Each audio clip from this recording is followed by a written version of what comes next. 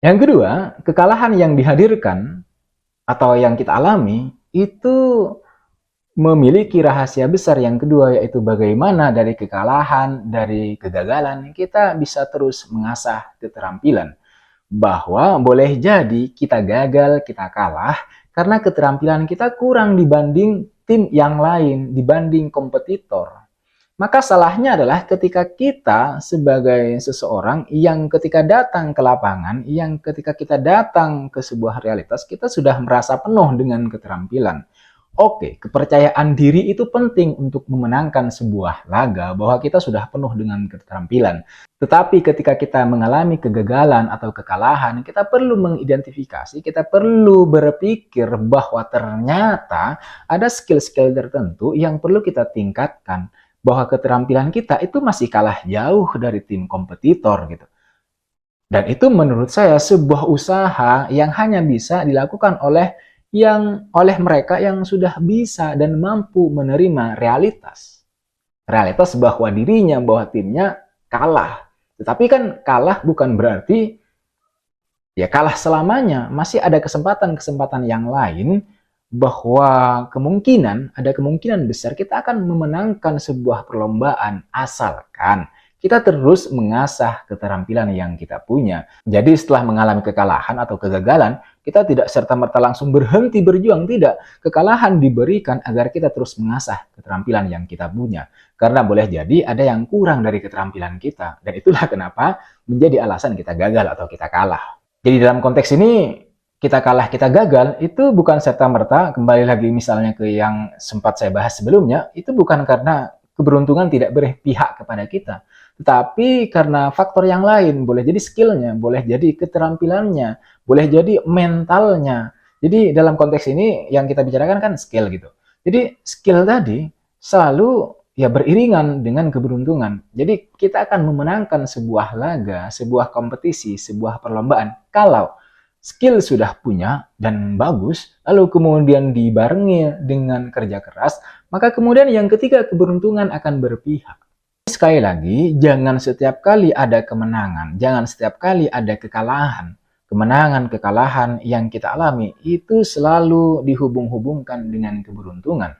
Karena kalau selalu dihubung-hubungkan dengan keberuntungan, kita tidak akan pernah meningkatkan skill. Kita tidak akan pernah bekerja keras. Kita akan selalu menggantungkan hidup pada keberuntungan. Keberuntungan datang dari mana? Ya, dari langit, dari Tuhan, dari Allah. Tetapi sekali lagi, kita tidak bisa selalu berharap keberuntungan, bahwa Allah akan memberikan apa yang kita angankan, yang kita inginkan, yang kita cita-citakan tanpa diikuti oleh kerja keras dan skill yang harus kita tempa. Jadi dalam konteks ini, dalam poin ini, kekalahan itu nanti berekses pada bagaimana kita perlu mengidentifikasi, menyadari diri bahwa ada keterampilan yang kurang dari kita, keterampilan yang kita punya itu masih perlu ditingkatkan terus agar kita tidak menjadi pribadi yang sombong dan sudah penuh tadi. Yang tidak kalah penting dari mengasah keterampilan, bahwa kehadiran kekalahan, kegagalan yang datang bertandang ke rumah kita, ke dalam diri kita, itu adalah alarm bagi kita untuk terus membangun mental yang kuat. Karena kalau mentalnya tidak kuat, maka skill sekeren apapun itu tidak ada artinya di lapangan. Jadi misalnya kalah di seleksi, kalah di beberapa pertempuran sebelumnya, itu nanti akan membantu kita untuk terus meningkatkan kekuatan mental kita. Itu yang tidak kalah penting. Maksudnya bagaimana? Jadi maksudnya adalah kekalahan, kegagalan yang kita terima itu nanti akan terus meningkatkan mental kita, sehingga kita tidak menjadi pribadi yang kalau mengalami kekalahan di satu pertempuran, kita langsung terperosok ke dalam jurang keterpurukan, merasa kalah, lalu kemudian seolah dunia ini kiamat, seolah dunia ini tidak memberikan kesempatan lagi kepada kita untuk terus berjuang. Kita bisa. Jadi sebenarnya kesempatan itu bukan ditunggu tetapi diciptakan. Memang ada orang yang mengatakan bahwa kesempatan tidak datang dua kali. Dan karena kesempatan tidak datang dua kali, maka ciptakanlah kesempatan kedua itu. Karena kita tidak bisa terus menunggu kesempatan. Kesempatan itu bukan ditunggu, tetapi diciptakan. Bagaimana cara menciptakannya? Cara menciptakan kesempatan yang baik adalah terus mengidentifikasi diri, apa kekurangan kita, lalu kemudian asah keterampilannya, kuatkan mentalnya untuk terus kemudian termotivasi untuk melakukan dan berjuang lagi. Nah, ketika kita berjuang dengan keterampilan yang sudah lebih baik, dengan kekuatan mental yang sudah cukup baik, lebih meningkat dari sebelumnya, maka kita bisa menciptakan kesempatan. Nah, kesempatan hilang, tertutup, karena kita menutup diri dari jalan perbaikan. Kita tidak mau memperbaiki diri. Kita tidak mau mengasah keterampilan agar lebih meningkat lagi. Maka kemudian kesempatan kedua menjadi tertutup. Jadi, ciptakanlah kesempatan itu dengan cara terus memperbaiki diri, memperbaiki skill, memperbaiki mental, terus menguatkan mental. Karena mental ini sangat penting. Banyak orang yang memiliki skill, keren sekali, tetapi kemudian ketika mentalnya runtuh, maka skill tidak ada artinya. Itulah kenapa orang yang memiliki skill juga harus dibarengi dengan mental yang kuat. Dalam kehidupan sehari-hari, kita mungkin punya teman, punya kerabat. Dia gagal berkali-kali mencalonkan diri jadi wali kota. 3 kali sudah gagal, tetapi dia terus mencalonkan diri untuk yang keempat kalinya. Dia menciptakan kesempatan. Dan kemudian yang di keempat kalinya dia menang misalnya, memenangkan pertempuran menjadi wali kota. Nah, itu bukan tiba-tiba datang, bukan sebuah keberuntungan, tetapi karena mentalnya kuat, terus mencoba, dan terus berjuang untuk mencapai apa yang dicita-citakan. Nah, ini artinya mental yang kuat. Kalau mentalnya tidak kuat, di pertempuran satu, kalah, mati. Jadi kalau misalnya mentalnya tidak kuat, maka di pertempuran, kegagalan di pertempuran kedua atau ketiga, dia akan langsung, ya sudah, dunia ini sudah tamat, tidak ada kesempatan lagi buat saya. Nah, kekalahan, kegagalan, itu mendorong kita untuk terus meningkatkan mental. Menurut saya, kalau kita terus berjuang meskipun sudah gagal di kali pertama, kemudian gagal di kali kedua, gagal lagi di kali ketiga, tetapi terus kita mencoba dan mencoba, pada akhirnya alam akan mendukung, semesta akan mendukung kita. Ini pentingnya terus berusaha, terus berjuang. Seperti contoh Ibnu Battuta, dalam cerita Ibnu Battuta gitu ya. Setetes air yang jatuh berkali-kali, jatuh secara konsisten, maka lama-kelamaan akan juga mampu menaklukkan batu yang keras. Tetesan pertama mungkin tidak langsung bisa melubangi batu. Tetesan kedua, tidak juga. Tetesan ketiga juga gagal.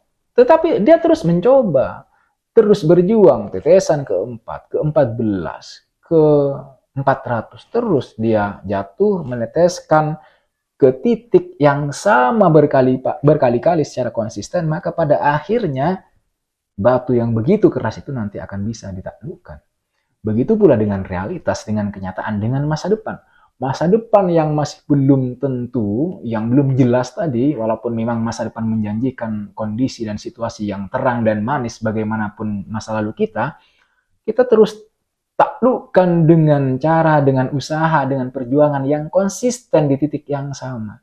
Jadi bukan berarti kalah di bidang satu, lalu kita kemudian mencoba bidang yang lain.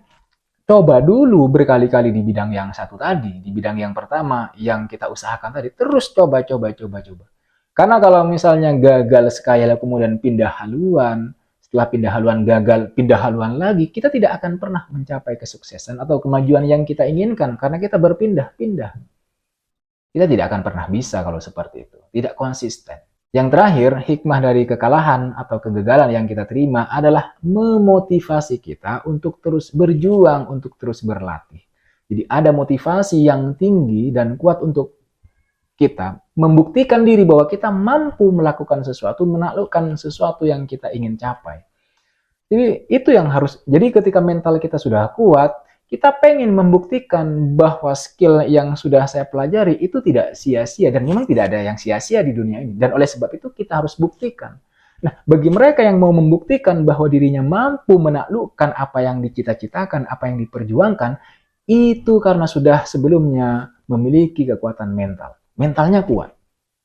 Nah, kalau mentalnya kuat, maka dia terus akan mencoba lagi bangkit dari kekalahan untuk kemudian mencoba lagi, berjuang lagi di titik yang sama untuk menaklukkan cita-cita yang sudah diperjuangkan sejak awal.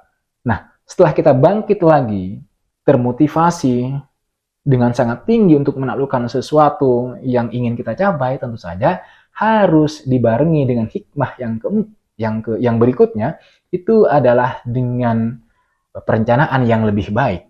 Jadi kita sudah belajar banyak hal dari kekalahan. Maka untuk menaklukkan apa yang ingin kita taklukkan, itu harus direncanakan lebih baik.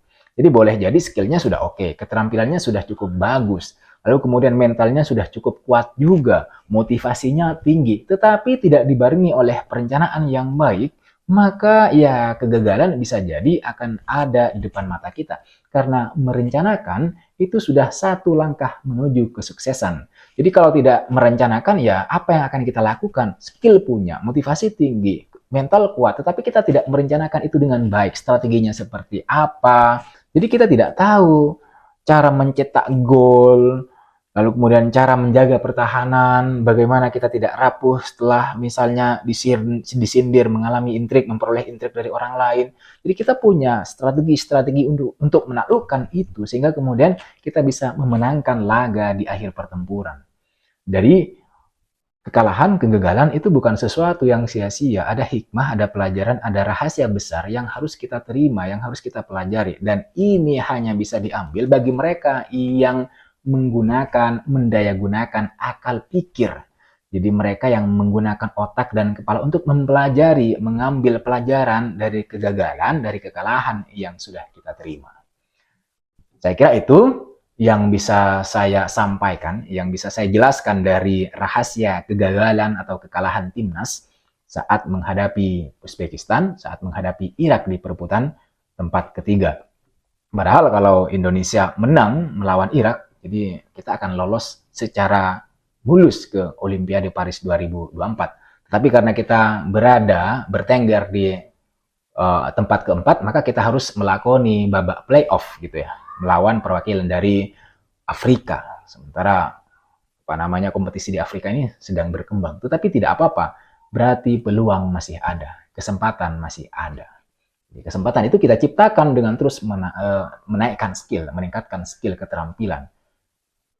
Saya kira itu, sampai jumpa di video berikutnya. Jangan lupa untuk menonton timnas Indonesia melawan perwakilan dari Afrika. Mudah-mudahan lolos Olimpiade Paris 2024. Sampai jumpa. Assalamualaikum warahmatullahi wabarakatuh.